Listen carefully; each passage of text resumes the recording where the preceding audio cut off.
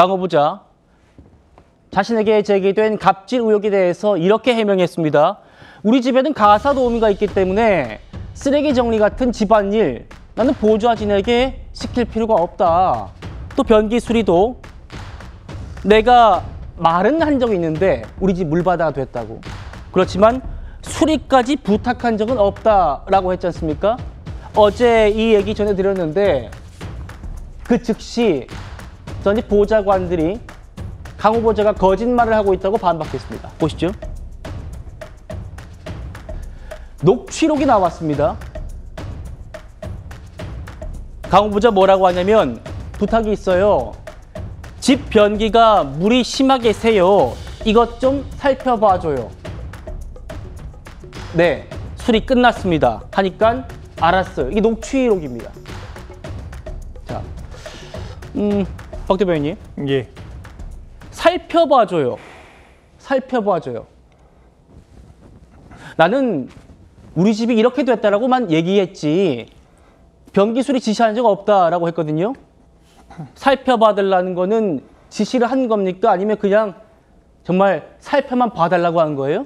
살펴봐달라고 표현을 안 했다라고 하더라도 제가 봤을 때는 갑질 문제가 될 수 있어 보입니다. 보좌진에게 부탁이 있다라고 하면서 집 변기가 심하게 새고 있다라고 표현을 하면 보좌진 입장에서는 이런 행위들을 해주지 않았을 때 불이익을 볼 거라고 생각할 것이 당연하거든요. 지시를 했다라고 느낄 가능성이 큽니다. 심지어는 살펴봐 조율한 표현이 없었다라고 하더라도 보좌진이 이것을 지시로 인식을 했을 것이고 실제적 대화에서 네라고 하지 않습니까?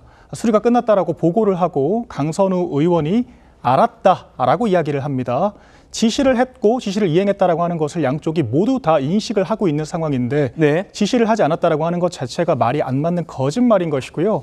애초에 보좌진이 저는 이런 녹취록을 했다라는 것, 가지고 있다라는 것 자체가 좀 의문스러운데 이런 경우는 보통 의원을 신뢰하지 못하거나 여러 갑질 사례들 때문에 증거를 남길 필요가 있다라고 생각을 했을 때 녹취를 하게 되겠죠. 그래서 네. 강선우 의원이 과거에도 이런 비슷한 많은 무리를 일으켰다라고 저는 생각을 하고 이런 부분들을 명확하게 해명을 해야 될 것 같습니다.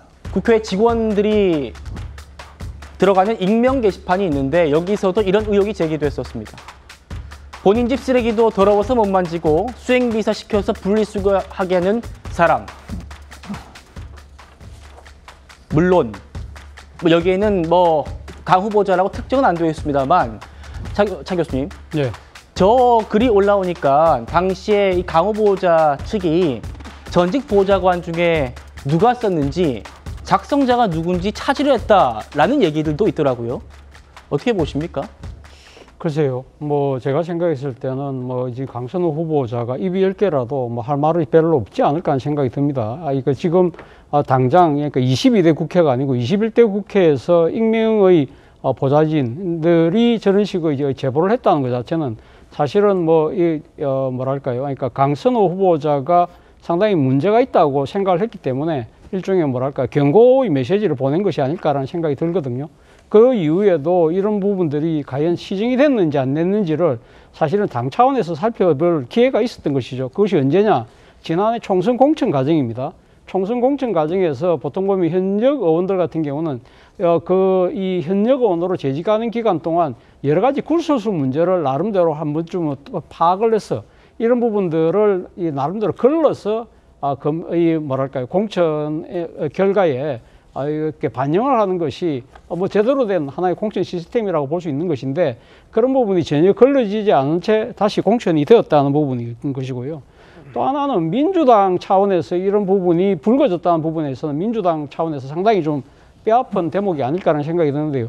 기억하시겠지만 과거 문재인 정권이 출범했던 초창기에 가장 큰 문제 중에 하나가 바로 공감병에 대한 당시 이군사령관의 갑질이었거든요. 그 문제로 인해서 상당히 큰 사회적 쟁점이 되었고 그래서 그 이후에는 공감병들에 대한 이 고위 장성들의 그런 일종의 업무 태도에 대한 여러 가지 매뉴얼도 이렇게 만들어지고 했던데 그걸 앞장섰던 당이 바로 민주당이었다는 측면인 것이고요. 그리고 또 무엇보다도 사회적 약자를 보듬고자 하는 것이 민주당의 가장 큰 가치 중에 하나라는 것이죠. 그것이 바로 반영이 된 제도가 만들어진 것이 소위 을지로위원회잖아요. 그런 측면에서 본다고 한다면 이런 의혹들에 대해서 민주당은 이거 지금 관계가 틀어진 전직 보좌진들의 좀 안갚음 이런 차원으로만 볼 것이 아니라 정말 진상이 뭔지를 지금이라도 저는 조사해서 적극적으로 대처해야 되는 것이 아닐까라는 생각이 듭니다. 예. 지금 시민단체들도 이 강 후보자 지명 철회해야 된다, 자진 사퇴해야 된다 이런 얘기를 하고 있어서 이재명 대통령의 지명자의 골치가 되고 있다라는 평가도 나오고 있습니다. 강 후보자는 다수의 보좌진들이 지금 거짓말을 하고 있다라고 해명하고 있는 건데 그 보좌진들은 강 후보자 해명이 거짓말이다라는 입장을 재차되고 있습니다. 그중 하나 보시죠. 가사 도우미가 있어서 시킬 필요가 없었다라고 하잖아요. 그런데 보좌진 한 분은 당시에는 가사 도우미가 없었다라고 합니다. 그러니까 이 얘기는 가사 도우미 얘기는 지금일 수도 있을 것 같고요. 정작 쓰레기를 치웠던 보좌진은 당시에 가사 도우미가 없었다라고 얘기하고 있답니다. 자, 박 대변인님. 예. 계속해서 지금 이 강 후보자의 해명이 앞뒤가 안 맞는 그런 정황들이 많이 나오고 있어요.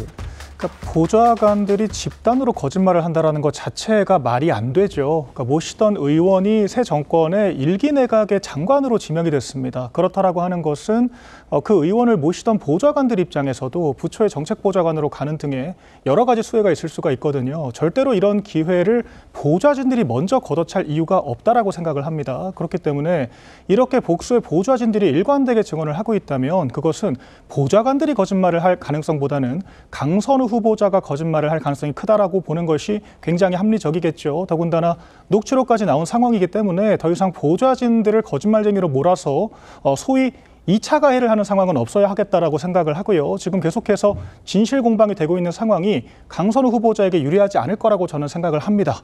추가적인 녹취나 대화가 나올 수가 있기 때문에 더 많은 지탄을 받을 수가 있다라고 생각을 하고요. 지금이라도 국민들과 보좌진 앞에 제대로 사죄하고 해명하는 것이 필요하다. 다시 한번 강조드리겠습니다. 예. 자,